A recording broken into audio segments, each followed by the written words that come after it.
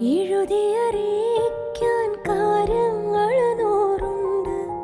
എഴുതുകയല്ലാതെ വേറെന്തു വഴിയുണ്ട്?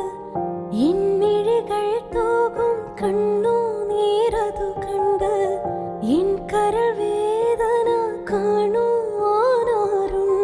എങ്ങനെ ഞാൻ പറയും? എല്ലാം ഓർത്ത് ഇന്നും ഞാൻ കരയും. ഈ കത്തിന് ഉടനടിയ